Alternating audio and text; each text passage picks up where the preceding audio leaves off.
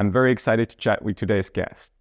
Mary Assadullahi is the VP at Realm, a podcast studio with a portfolio of almost 100 shows. At Realm, Mary leads audience development, and there's a very good reason why I wanted to chat with her today. Her background is in performance marketing, which makes her uniquely qualified to talk about paid listener acquisition. In this episode, Mary and I discuss her unique framework for launching and scaling paid ads for podcasts, where she likes to run small-scale tests to establish benchmarks, which early signals she uses to determine if there's scaling potential, how she goes about testing ads, her strategies when the campaigns initially don't deliver the expected cost per download, and so much more. Enjoy.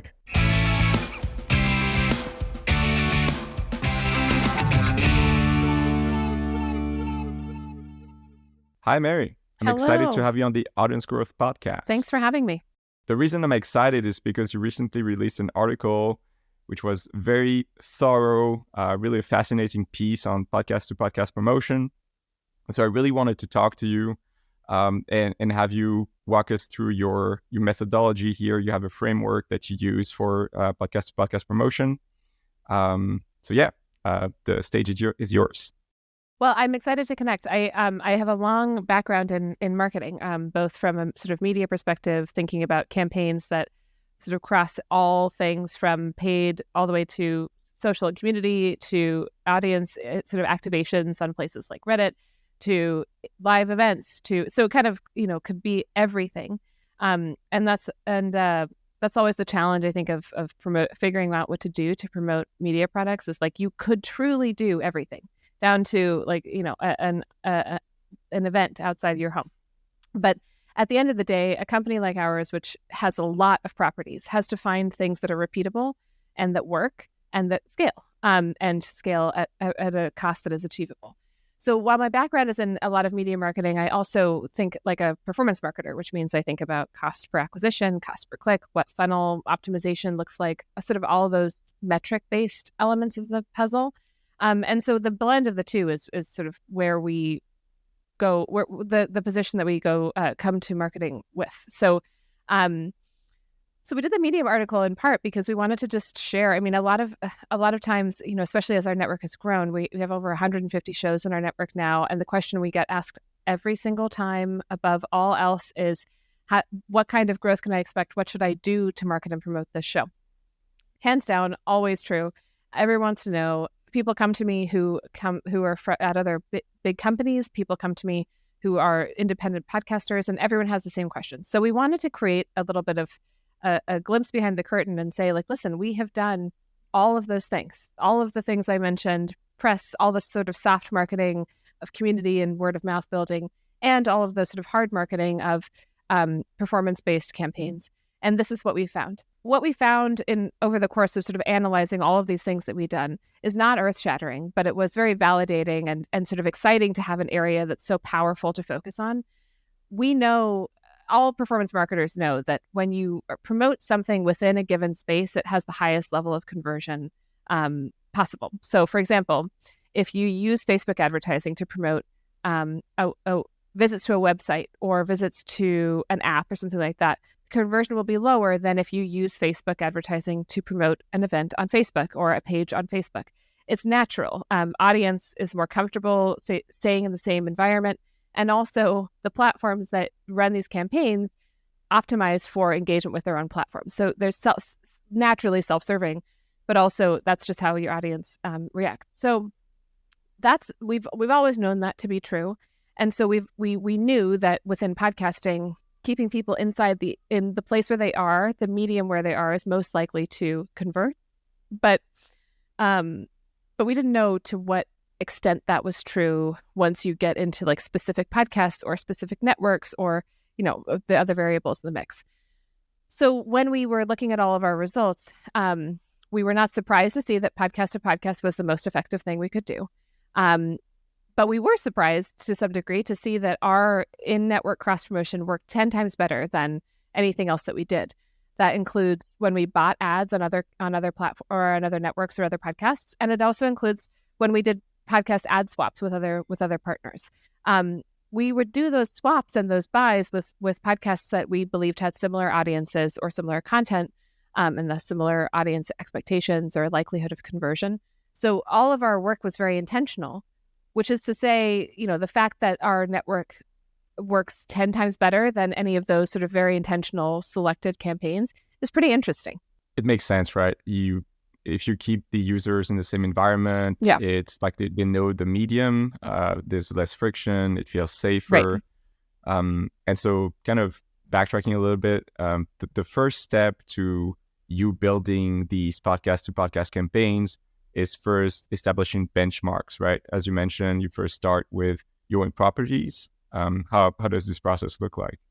Well, it's a great question, and I wish it was more straightforward. I think if we just had one product, and that product maybe had a couple of different types of creative that were promoted to promote the product. So let's say we have a shoe brand and we have different colors of shoes, or something like that. A coffee brand, we have different flavors of coffee. Then it would be a little bit more straightforward. But for us, we have entirely unique podcasts, show to show to show. They have different storylines.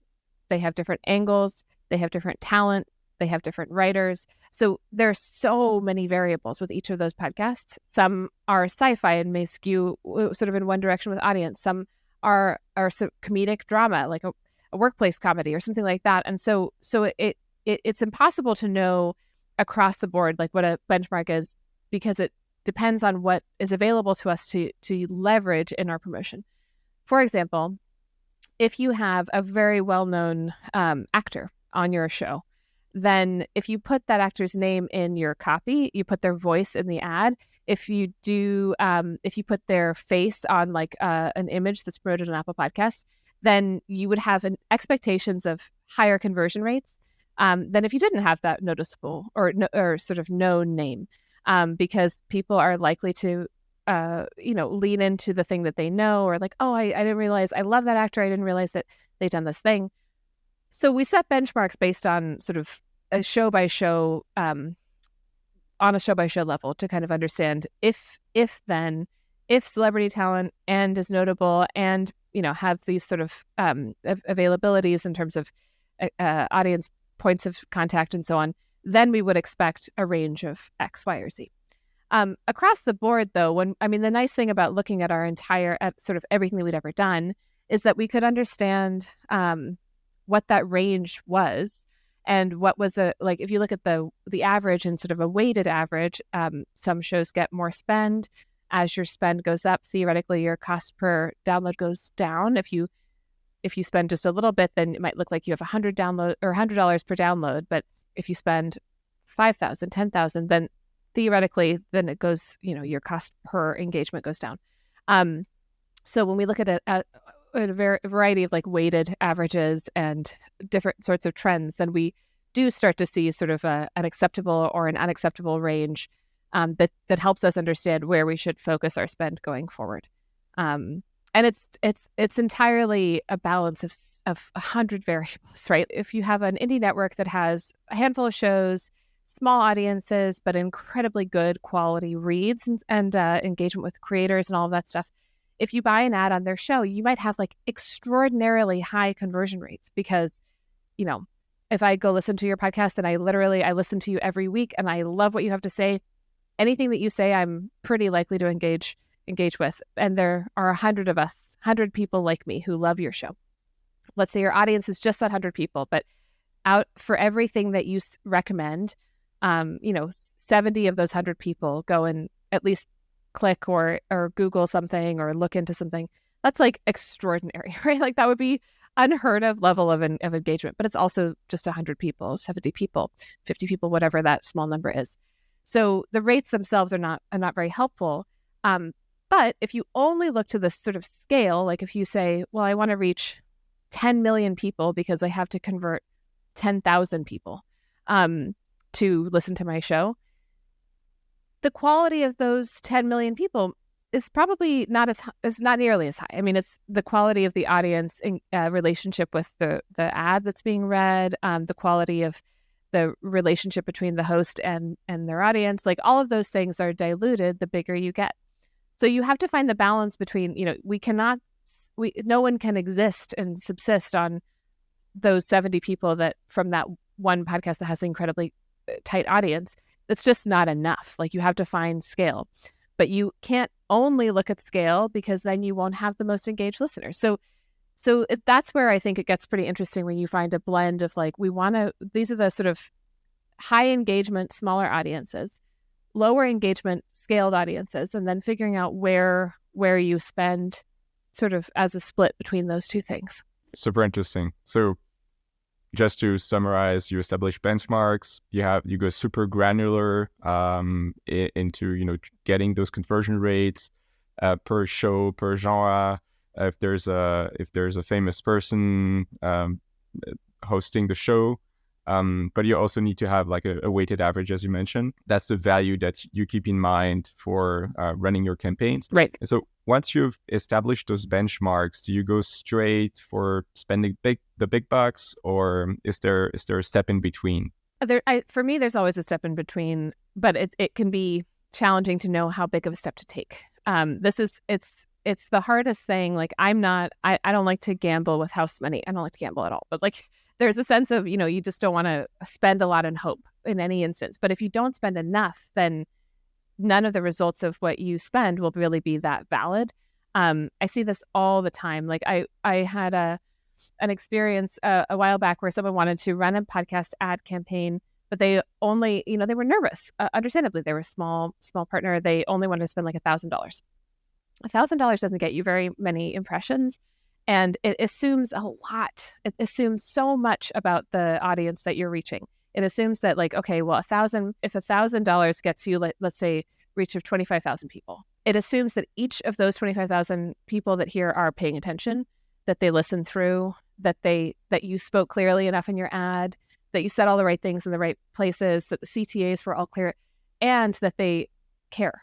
Which is a really, really big variable, right? Like, we're all inundated with advertising all the time. So there's like this, you can get sort of ad deafness. So you have to find the balance between those people need to hear the right message at the right time with a certain amount of frequency and over a certain amount of time in order to actually have a shot at them engaging with your product or your podcast or whatever it is. And so in order to reach people to that extent, you need to spend a little bit more. It's sort of like, you can spend $1,000 and it's sort of throwing money down the drain, because the likelihood of someone remembering and engaging if they only hear something once is pretty much non-existent. It's sort of like, at that point, you just don't bother spending.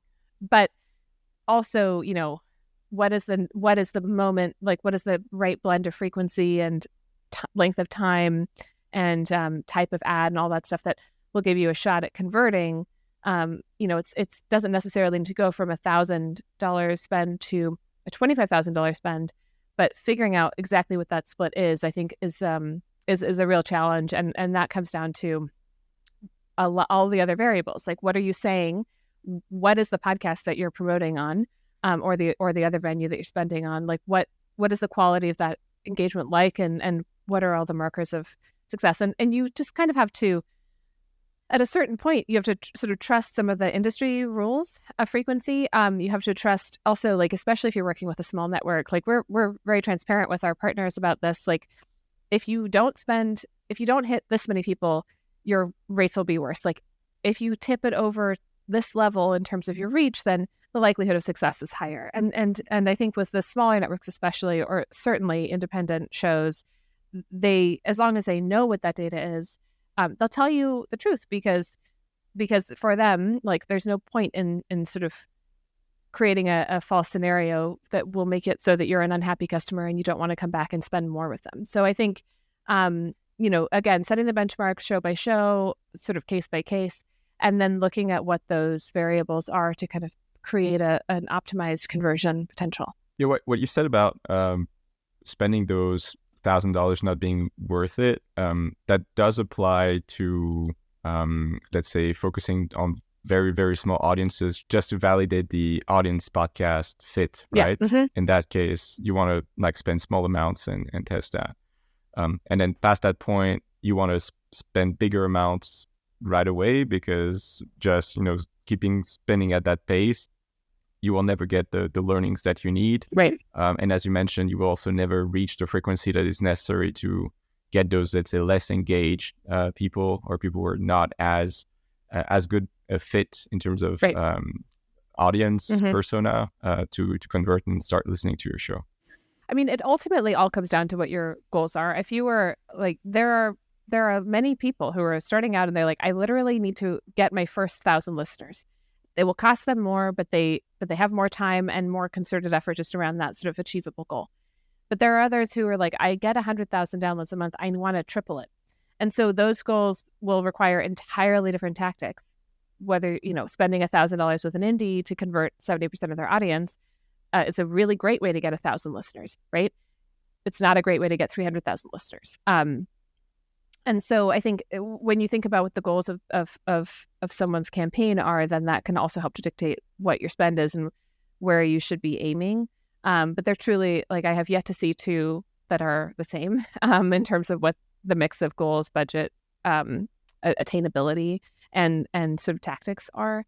I will say, I think we did a big analysis of what advertisers spend and what the rates of conversion are, so that we can figure out, like, what is the sweet spot, under what point is it not good results sort of consistently, and what is there like a sweet spot in spend to conversion. And we did see some trends. It's not always true, but I think we found, for example, that if you reach in our network as an advertiser, if you're reaching over 250,000 impressions in a 30-day period, that's the baseline for better conversion.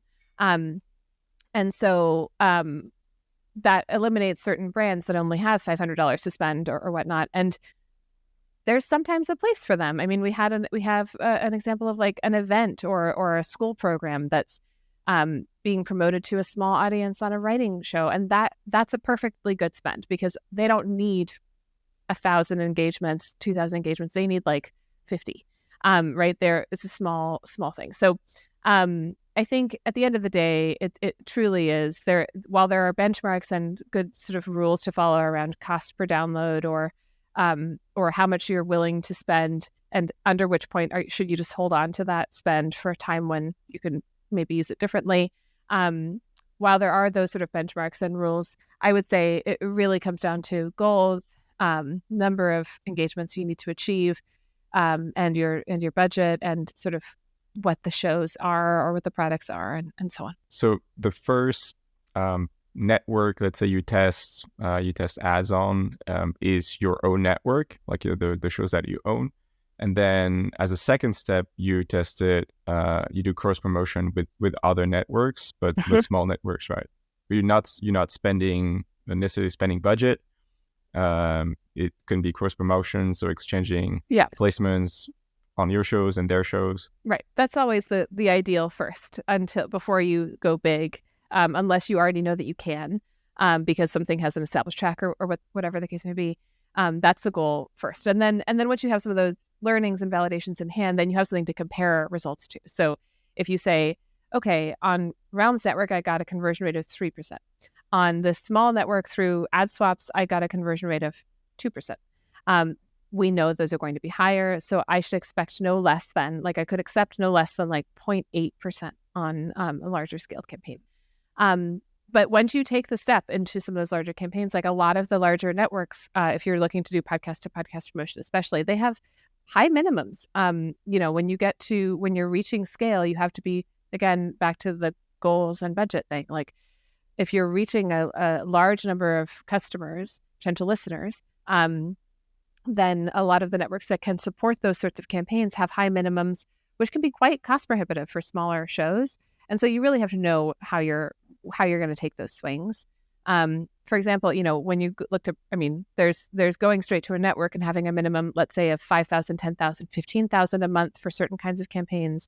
And then there's going to programmatic resources like Megaphone, which I don't know if things have changed. I don't know what their current rates are, but I know within the last couple of years, the minimum monthly spend for one piece of creative was $25,000.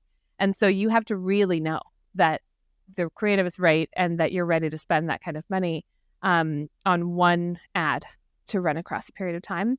And so there can be quite a big step between those sort of show by show tests and maybe buying on one other podcast and taking a step into scale, you've got to be prepared for that kind of jump in budget.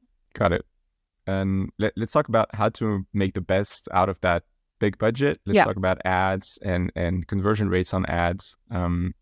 What are the type of ads that you've seen work? I'm guessing, as you mentioned earlier in the episode, if there's a celebrity, then you should probably leverage that. Yeah. But yeah, what kind of ads work, and what kind of cost per download or conversion rate are you aiming for? Well, so the majority of Realm shows are fiction shows, and that's not always true, but the majority of what we have done in the past that we've promoted heavily has been fiction. And a lot of our partners are fiction producers. And the thing about, so fiction has its own set of opportunities when you're talking about appeal to listeners and engagement with listeners, but also challenges. And I think that one trend that I have found is that a producer or creator's natural impulse after making a fiction show that has an incredible storyline, incredible sound design, all of this like depth of story, characterization, all the stuff in this world that they have made, which is extraordinary. The impulse is to talk about the story, like follow Mary through the dungeons of Mordor until she finds the magic ring. And like at the end of the day, the heart for them is often in the story, right? And I think when you're in the middle of another podcast and you're hearing an ad, to hear another story can be actually quite jarring, and it could be hard to follow. And you're like, wait, what am I thought I was hearing an Allbirds ad, but now I'm hearing a story. Like, is this part of the original? It can just be kind of a lot to take in. And it can also be, it is, again, assumes a lot of things about listener behavior that they are able to follow, that they understand, what you're saying, that they're focused enough to kind of switch from hearing this true crime show to hearing something fictional in a world that may not be our world. I mean, just so many layers to that. So I think actually, you don't want to also dismiss the story when you're talking about an ad for the world that you've built and the story that you've built. But I think that you should look at like, what are the angles that are accessible to the most people in this podcast, in this network, in wherever you are. So for example, if you have talent, like making sure you get their attention, like John Hamm is on this podcast and they're like, oh, I know John Hamm, he was in Mad Men. Or if you have something that's kind of ripped from the headlines, you might reference like, we were inspired by the story of X, and we wanted to play out what would really happen there, and kind of have a voice of the creator talking about why they made something, sort of giving that human accessible point angle where it's like recognizable talent, voice of the creator that's putting the human behind the mic, behind the screen first. Those sorts of things I think always are stronger placed in advertising spaces than imagine a world where, and then taking someone through a more fictional space. And I think that, again, not earth shattering, like this is how a lot of nonfiction podcasts have promoted themselves for a long time. You hear a voice of the creator, you say like, hey, I've been working with NPR for 20 years but I've never been more excited about something than this new show that I worked on. And here's why I worked on it. And I have guests like this. And you might play a little clip of one of those guest interviews. And so I think thinking about what people are going to